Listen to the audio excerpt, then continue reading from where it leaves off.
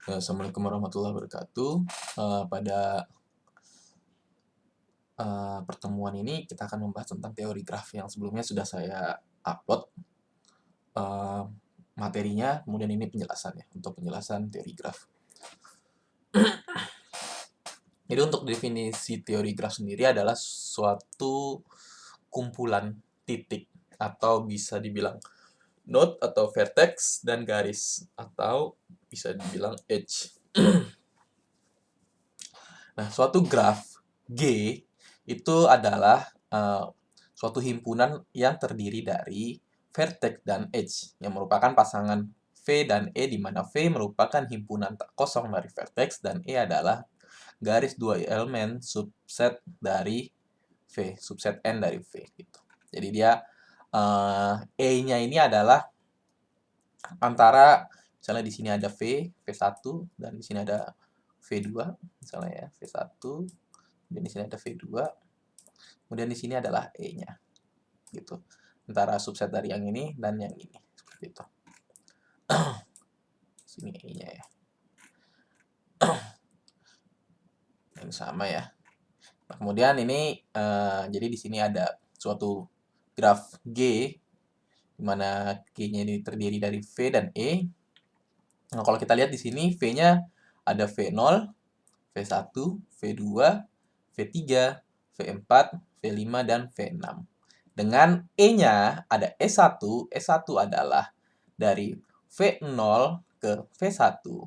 Ini ya, sini E1 ke sini. Kemudian V2 yang dari E2, H2 dari V1 ke V2 seperti ini. Kemudian ada E3 dari V2 ke V3 seperti ini. Kemudian E4 yaitu dari V3 ke V4, jadi dari 3 ke 4. Nah, di sini V-nya 0, 1, 2, 3, sampai 6. Dan ada E5 dari V4 ke V5 seperti ini. Kemudian ada E6 dengan dari V5 ke V6 ini. Kemudian tipe-tipe edge atau garis ya, yang garis tadi. Ada dua tipe edge, yaitu direct edge, yaitu terdapat arah dari suatu edge. Jadi misalnya di sini ada vertex I dan J, kemudian di sini ada edge-nya, ada garisnya. Nah, ini ada arahnya. Kalau misalnya ada arahnya, dia berarti direct edge.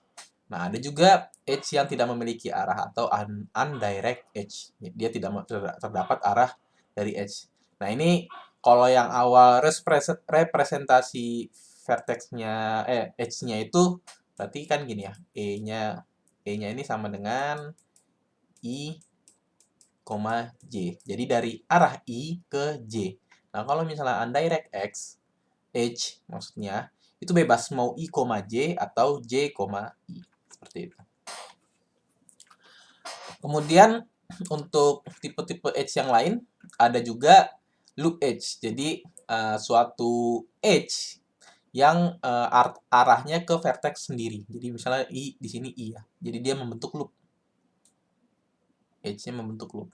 Nah, ini edge-nya. E-nya. Dia dari I ke I atau cukup I saja seperti itu. Kemudian ada multiple edge.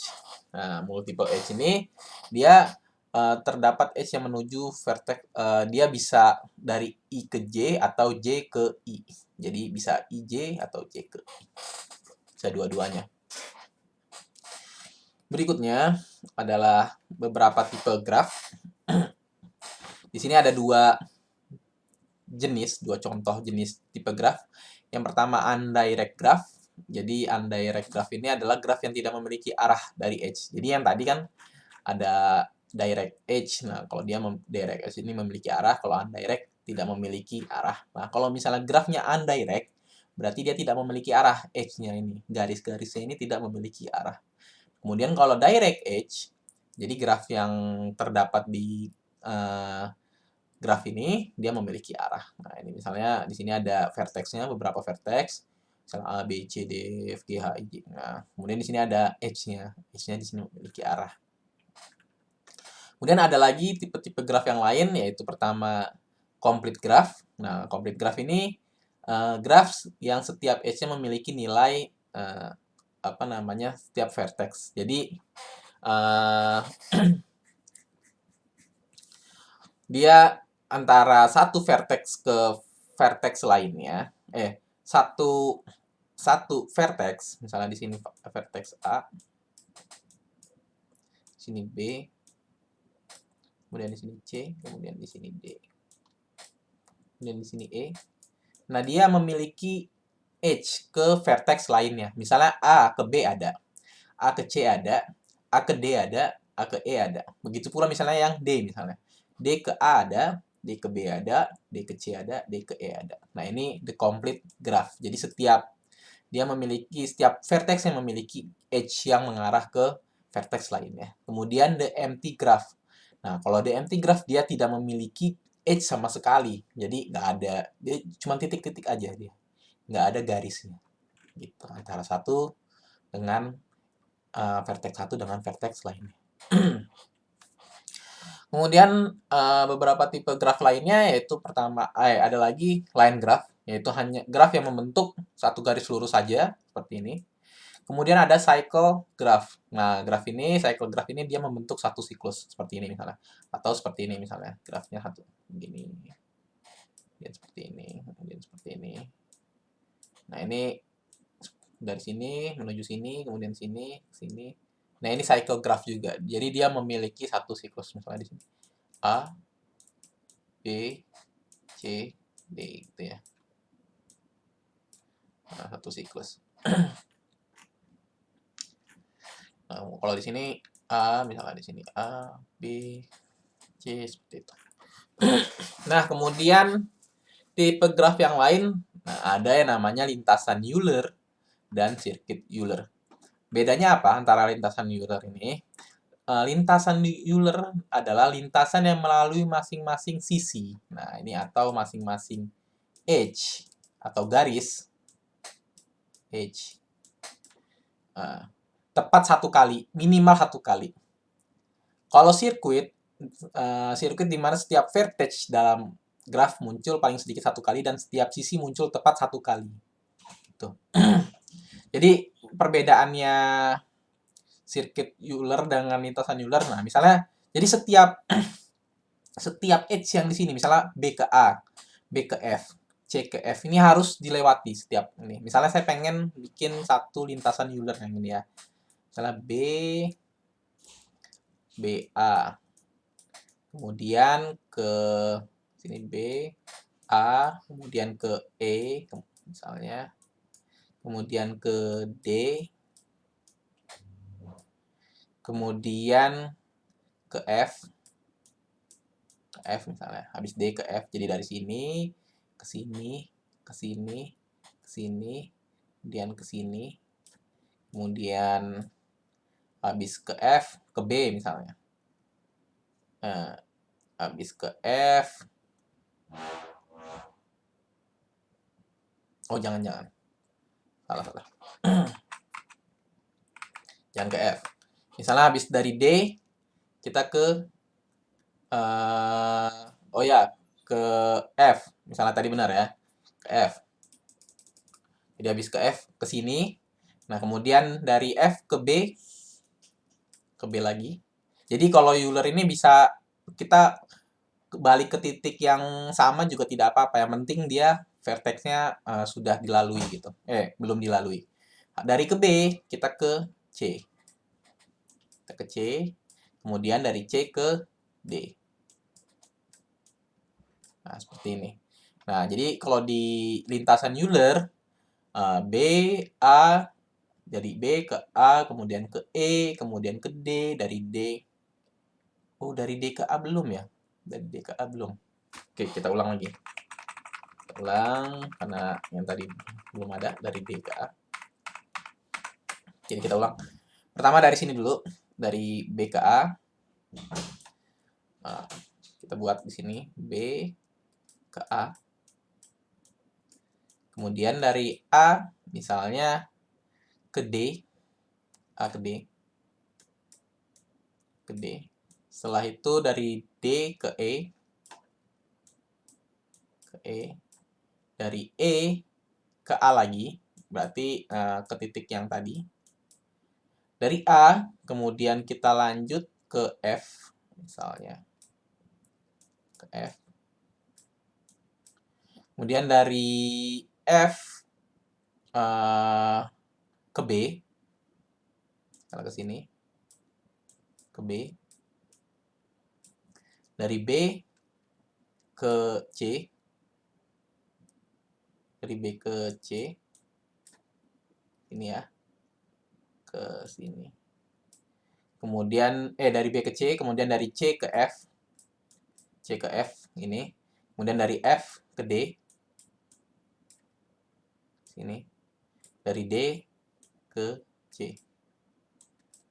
Nah, ini setiap lintasan atau setiap edge dilalui tepat satu kali.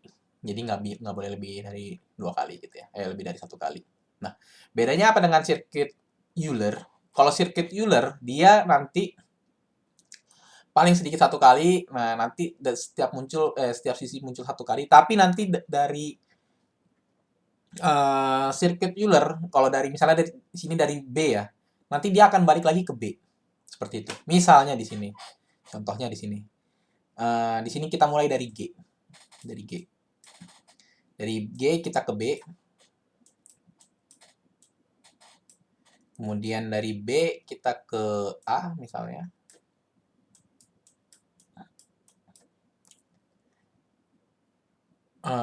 Kemudian dari A ke E. Kemudian dari E ke D. Kemudian dari D ke A lagi. D ke A. Kemudian dari A ke F misalnya. A ke F. Kemudian dari F ke D. D. Kemudian dari D ke C. Kemudian dari C ke F. C ke F. Kemudian dari F ke B. Kemudian dari B ke C. Nah, dari C kita balik lagi ke G. Nah, jadi untuk sirkuit Euler, dia nanti dari G akan kembali lagi ke G. Nah, ini disebut juga dengan graf Euler. Nah, kalau misalnya yang lintasan Euler, jadi dia cuma ngambil semuanya, tapi dia akan nggak balik lagi, nggak bisa balik lagi. Nah, kalau yang ini disebut graf semi Euler. Euler ya.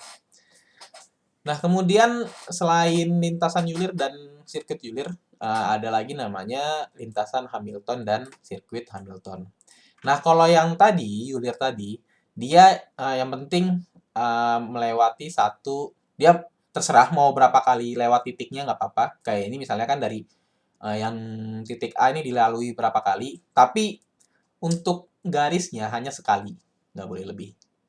Nah, kalau misalnya Hamilton, itu melewati vertex atau titik. Tepat 1 kali. Nah, graf Hamilton, jadi kalau yang di sini lintasan Hamilton, nah lintasan Hamilton atau disebut dengan graf semi Hamilton, dia misalnya dari sini ya, dari B, kemudian dia ke C, kemudian ke C, dari C ke A, B ke C, C ke A, C ke A, kemudian A ke D. Seperti itu. Nah, ini ya tetap 1 kali. Dia nggak bisa ke C lagi, karena dia nggak boleh. Kecuali kalau misalnya dia sirkuit pertama, misalnya di sini ada satu tambahan seperti ini, D ke B. Nah, ini baru diperbolehkan. Tapi kalau misalnya dia ini kan titik kedua kan C ini. Nah, ini tidak boleh seperti itu. Nah, kalau misalnya jadi kalau untuk lintasan adalah suatu lintasan sederhana di graf yang dia melewati satu titik tepat 1 kali, jadi nggak boleh lebih. nggak boleh lebih dari 1 kali. Nah, kalau misalnya sirkuit Hamilton, dia melewati setiap titik tepat 1 kali, kecuali di titik awal yang boleh dilalui oleh 2 kali. Nah, contohnya seperti ini. Kita dari B ke C, B ke C, kemudian dari C ke A, C ke A, kemudian C ke D, maksud saya C ke D, C ke D, kemudian D ke A, D ke A, dari A ke B. Ini karena dia titik pertama gitu ya. Jadi di sini sama ya, antara B sama B-nya sama. Jadi kalau untuk Hamilton dia satu kayak membentuk loop gitu ya. Jadi dari B ke C, kemudian D, kemudian ke A, kemudian ke B. Dia bisa balik lagi ke B. Nah, bedanya apa dengan yang Euler? Kalau yang untuk Hamilton dia nggak perlu lewatin yang C sama A. C ke A ini nggak perlu. Karena kita cuman butuh untuk melewati setiap titik. Jadi bedanya antara Euler dan Hamilton, kalau Euler dia harus melewati setiap garis. Nah, setiap garis harus dilewati. Mau berapa kali pun titiknya dilewati, itu tidak masalah. Yang penting setiap garis dilewati. Nah, kalau misalnya Hamilton harus melewati setiap titik, bukan garis. Jadi kalau Euler ya. Euler ini garis atau edge. Kalau Hamilton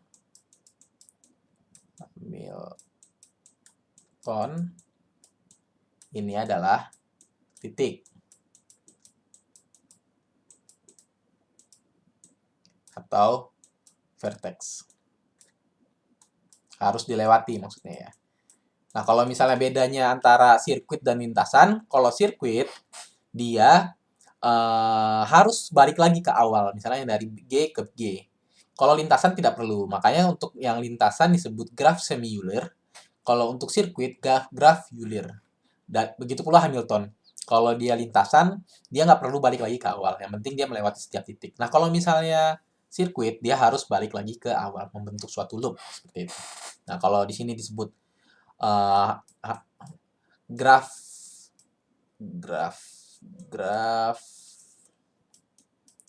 semi Hamilton.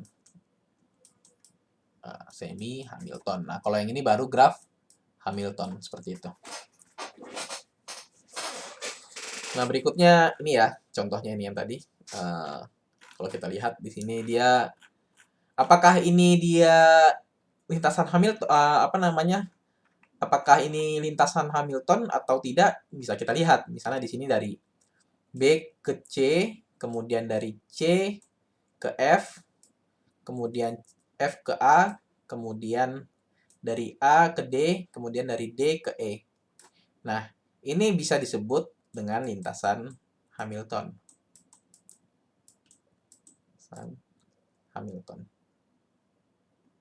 Tapi tidak bisa disebut sirkuit. Karena dia tidak ada yang dari E ke B-nya tidak ada. Tidak ada. Jadi tidak bisa disebut sirkuit gitu. Bukan sirkuit. Seperti itu.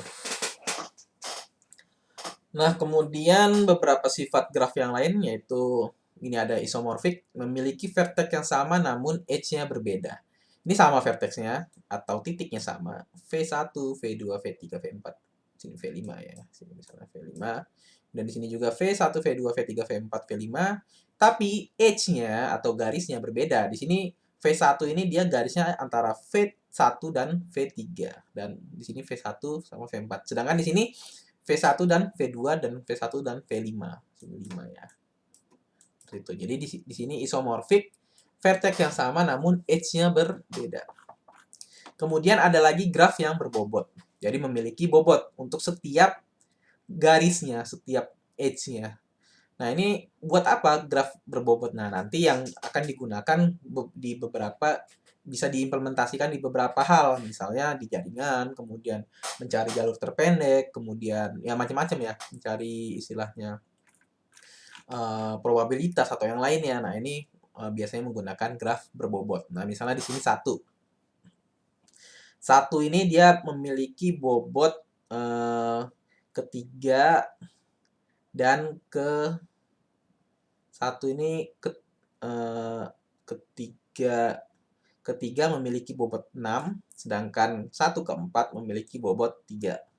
Kemudian kalau 2, dia ke 1 memiliki bobot 3.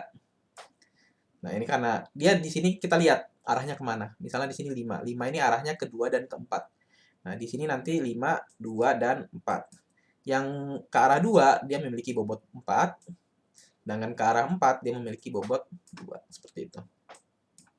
Ini graf berbobot. Nah, kalau misalnya kita buat matriksnya, seperti ini. Misalnya dia dari 1 ke 1, 1 ke 1 pasti 0 ya. Dia nggak bergerak.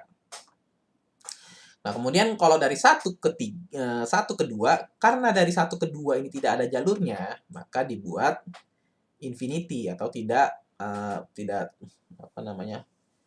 Tidak ada, maksudnya tidak bisa gitu kan. Tidak terbatas karena tidak ada jalurnya. Kemudian 1 ke 3 ada jalurnya 6. 1 ke 3 kita tulis di sini 6. Kemudian 1 ke 4 di sini ada dengan bobot 3. Kemudian karena 1 ke 5 tidak ada jalurnya, kita buat tidak terbatas seperti itu. Nah, begitu pula dari 2. 2 ini hanya bisa ke 1. 2 ke 1 ini nilainya 3. Selain itu, tidak terbatas. Dan di sini antara 2 ke 2 dia 0 seperti itu. Sampai sampai berikutnya. Nah, kemudian beberapa implementasi graf ini misalnya contohnya adalah graf sebagai model jaringan misalnya. Di sini nanti kalau nanti akan kalian belajar jaringan komputer ya salah satunya. Kemudian bisa juga graf sebagai model transportasi. Nah, ini misalnya mau mencari jarak terdekat gitu, jarak suatu kota terdekat, atau kita pengen bikin suatu model transportasi di graf tersebut. Nah, ini antara Google Network. Nah, ini antara satu jaringan dengan jaringan lainnya. Kemudian aplikasi teori graf ada pemodelan lainnya, misalnya pakai pada ekosistem, kemudian scheduling. Jadi kita mau mencari penjadwalan di suatu tempat, kita bisa menggunakan graf. Nah, ini contohnya seperti ini ya. Kalau ini matching problem ya. Nanti nah ini assignment problem misalnya. Kita pengen tahu dia schedulingnya antara misalnya satu orang dia pengen ngambil mata kuliah atau ngambil assignment ke beberapa mata kuliah gitu ya. Nah, nanti seperti ini. Kemudian bisa dibuat juga ke games seperti itu. Nah, ini salah satu beberapa contoh problem-problem di teori graf, challenge ya istilahnya. Nah, ini adalah traveling salesman problem. Jadi di sini adalah salah satu challenge dari graf di bidang matematika. Jadi diberikan sekumpulan kota dan jarak antara setiap pasangan kota. Masalahnya adalah menentukan rute sesingkat mungkin yang mengunjungi setiap kota tepat 1 kali dan kembali ke titik awal.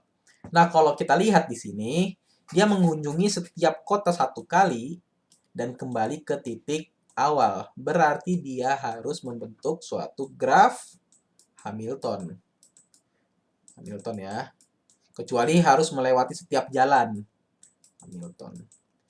Dia melewati setiap kota tepat 1 kali, berarti setiap titik 1 kali. Berarti nyari graf Hamilton. Nah, dari graf Hamilton ini dicari jarak sesingkat-singkatnya. Dia nggak perlu harus melewati setiap rutenya, karena di graf Hamilton juga dia nggak perlu setiap rute. Yang penting dia melewati setiap kota dan menemukan rute sesingkat-singkatnya.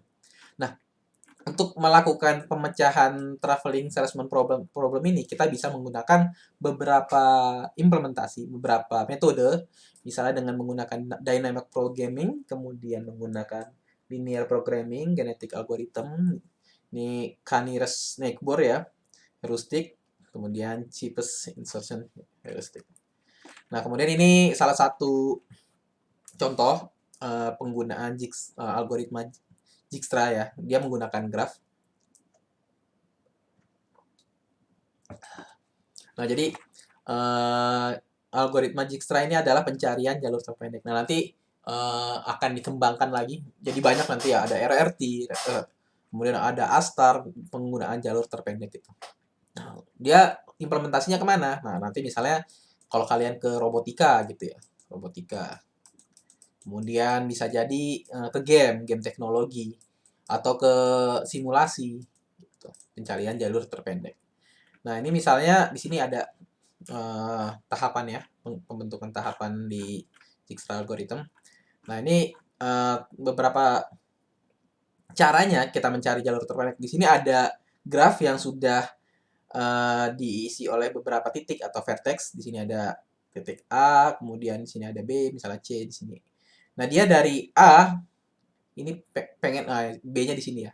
Dari A ke sini, dari titik set 1 dia pengen ke titik 5. Pengen ke titik 5. Nah, gimana caranya? Dengan menggunakan algoritma Dijkstra. Pertama, setiap rute kita tentukan nilainya. Ketentukan nilainya. 14 di sini. Di sini 9. Di sini 10. Di sini 15. Kemudian di sini 11. Kemudian di sini 6. Kemudian di sini 9. Kemudian di sini 2. Setiap rute kita tentukan nilainya. Kemudian setiap titik, kecuali titik awal, setiap titik, kecuali titik awal nilainya 0 ya. Kita buat nilainya tak hingga dulu untuk sementara. Kita buat nilai awal, inisiasi awal tak hingga. Kemudian nanti setiap titiknya akan mencoba setiap jalur satu persatu. Nah, nanti kita cari nilai-nilainya. Misalnya dari titik 1 ke titik 6, ini jalurnya nilainya 14. Kemudian dari titik 1 ke titik 3 nilainya 9 di sini. Kemudian dari titik 1 ke titik 7 dia nilainya 7. Dari 1 ke titik 2 dia nilainya 7. Nah, kalau kita lihat di sini, karena titik 1 ini sudah tidak melakukan pencarian jalur lagi, kita buat ini ya, kita silang gitu. Jadi dia nggak bisa ini lagi, tidak melakukan operasi lagi. Nah, ini nilai karena nilai di sini sudah terisi 14, 9 dan 7, nilai yang ini kita coret. Nilai tak terbatasnya ini ya, tak terhingganya ini kita coret. Nah, kemudian dari titik-titik yang telah kita buat, yang di sini misalnya titik 2 ya. Titik 2 ini kita coba lagi pencarian jalurnya. Dia dari titik 2 ke titik 3, 7 ditambah 10 karena di sini sudah ada 7. Di sini kan tadinya 0, 0 tambah 7, 0 tambah 9, 0 tambah 14. Nah, ini kita tambahkan 7 dengan 10, hasilnya adalah 17. Nah, kita bandingkan 9 dengan 17, besaran mana? Kecilan mana? Kecilan 9. Kecilan 9 kan? Nah, 17-nya kita coret. Kemudian di sini 7 ke sini ke ke 4. Ke 4 ya. Nah, untuk nilai 2 ke 4. Kita lihat di sini ada nilai 7, kemudian di sini ada 15. 15 tambah 7, 22. Nah, kita coret yang tak terhingganya, kita coret karena sudah tidak digunakan lagi. Kita punya nilai baru yaitu 22. Nah, karena kita sudah dapat nilai 22, yang nilai 2 ini vertex vertex 2 ini sudah melakukan pencarian jalur ke titik-titik lainnya yang terdekat, maka kita coret. Nah, kemudian yang di sini karena di sini kita pengen ketemu yang ini, pengen mencari nilai yang B ini. Kita di sini pertama ini dulu ya, dari sini dari 3, yang 3 ini kan sudah dapat, tadi kita bandingkan antara 9 sama 17, masih ternyata kecilan 9. Nah, kalau misalnya 3 ke 6, kita cari lagi 3 ke 6 dan 3 ke 14. Misalnya dari sini 3 ke 6 itu berarti 9 ditambah 2. 9 tambah 2, 11 nilainya. Nah, kalau kita bandingkan antara 11 dan 14 ini, kita cari nilai terkecilnya. Nilai terkecil antara 11 dan 14 pastinya yang 11. Jadi di sini nilai sementara dari 14 ini kita coret. Kita dapat nilai terkecil baru, yaitu 11. Kemudian di sini 3 ditambah 11, yaitu buat mencari nilai ini. 3 tambah 11 yaitu 20 ya. 20. Nah, karena sudah mendapat nilai baru, ada dua nilai yang terbaru. Nah, kita bandingkan antara 20 dan 22 ini paling kecil yang mana? Ternyata paling kecil yang 20. Jadi nilai dua-duanya kita coret. Nah, karena 3 ini sudah melakukan pencarian ke rute terdekat, kita coret yang 3. Nah, di sini karena di sini 1, 2, dan 3 sudah kita coret, jadi hanya tinggal 6 dan 4 untuk ke rute 5.